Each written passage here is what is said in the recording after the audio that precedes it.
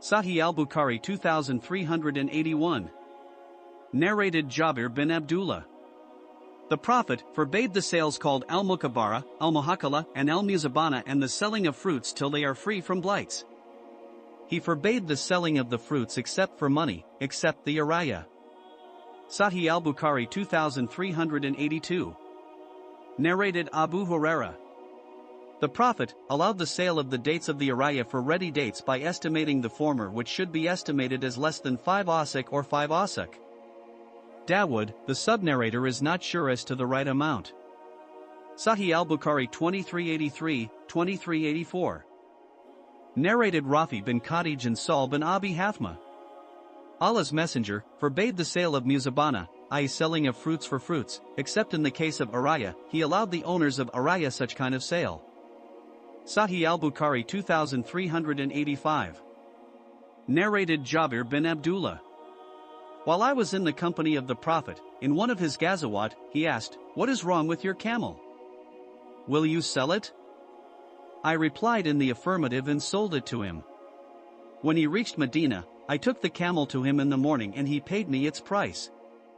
Sahih al-Bukhari 2386. Narrated al-Amash. When we were with Ibrahim, we talked about mortgaging in deals of salam. Ibrahim narrated from Aswad that Aisha had said, the Prophet bought some foodstuff on credit from a Jew and mortgaged an iron armor to him. Sahih al-Bukhari 2387. Narrated Abu Huraira. The Prophet said, "Whoever takes the money of the people with the intention of repaying it, Allah will repay it on his behalf, and whoever takes it in order to spoil it, then Allah will spoil him." Sahih al-Bukhari 2388. Narrated Abu Dhar. Once, while I was in the company of the Prophet, he saw the mountain of Uhud and said, "I would not like to have this mountain turned into gold for me unless nothing of it, not even a single dinar remains of it with me for more than 3 days, i.e.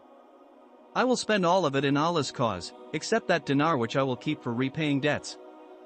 Then he said, "Those who are rich in this world would have little reward in the hereafter except those who spend their money here and there, in Allah's cause, and they are few in number." Then he ordered me to stay at my place and went not far away. I heard a voice and intended to go to him, but I remembered his order, "Stay at your place till I return." On his return I said, "O Allah's Messenger, what was that noise which I heard?" He said, "Did you hear anything?" I said, "Yes." He said, "Gabriel came and said to me, whoever amongst your followers dies, worshipping none along with Allah, will enter paradise." I said, "Even if he did such and such things, i.e. even if he stole or committed illegal sexual intercourse?" He said, "Yes." Sahih al-Bukhari 2389.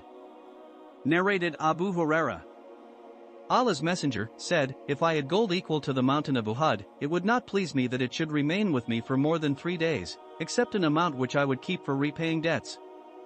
Sahih al-Bukhari 2390. Narrated Abu Huraira. A man demanded his debts from Allah's Messenger in such a rude manner that the companions of the Prophet intended to harm him, but the Prophet said, "Leave him, no doubt, for he, the creditor, has the right to demand it, harshly. Buy a camel and give it to him." They said, "The camel that is available is older than the camel he demands."